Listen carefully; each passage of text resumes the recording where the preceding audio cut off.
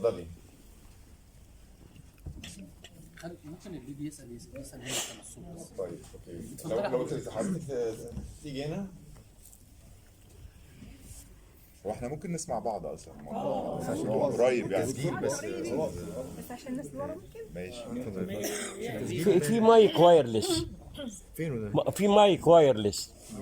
انا دكتوره سمية العجوز، مدير تحليل وكاله انباء الشرق الاوسط، كتاب متحدث رسمي باسم مسؤول، وطبعا قسم الفن. وجاي عشان اغطي المهرجان، لكن انا لما سمعت الفيلم حصل لي حاله من عارف حضرتك ان انت تتنقل لكل الاحداث فتنسجم فعلا. حاله الانسجام دي افتقدناها في معظم افلامنا لانها معظمها تجاري. احنا بنغطي الفن وعارفين ان كتير قوي من افلامنا تجاريه، الهدف منها المكسب. الفيلم ده عايشنا الحاله، انك تعيش الحاله وتلتحم بيها، ده شيء ما بقاش كتير في الافلام التجاريه بالذات.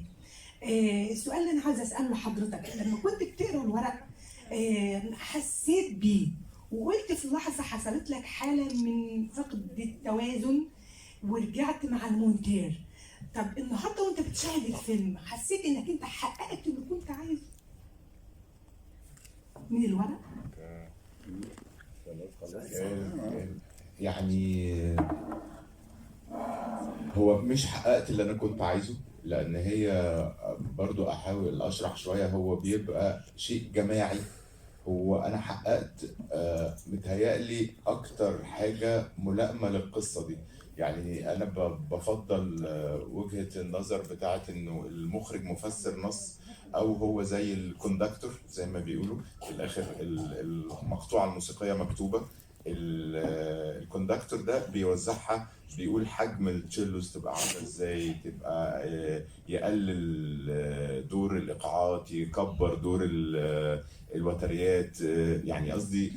فانا كان مش فكره ان انا اول ما قريت السيناريو بيبقى انطباع واحد، لان انا اول ما قريت السيناريو مثلا ما كانش فيه الشحنه العاطفيه دي.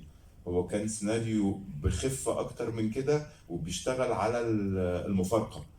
وهي كانت زي ما بقول كده، هي كانت بقعة هوا من مستوى اجتماعي اقل، والحكايه كانت اقرب للسينما التجاريه شويه. فلما بقينا بنفكر فيها بشكل معاصر انها تبقى مش من تراث، انه ما تبقاش بقعة هوا شبه اللي شفناها في الاعمال الفنيه، لانه في كده كليشيه شويه لبقعة الهوا اللي في الاعمال الفنيه. يعني حاولنا ان احنا نقول طب هو الحقيقي منها بيبقى عامل ازاي، لانه بقعة الهوا اللي هتقدر تجيب الفلوس الرقم ده من عملاء لا يمكن تبقى في مستوى قليل، لان المستوى القليل ده مش هتجيب منهم فلوس حج، ومش هتبقى عارفاهم، ومش هتبقى على اتصال بيهم.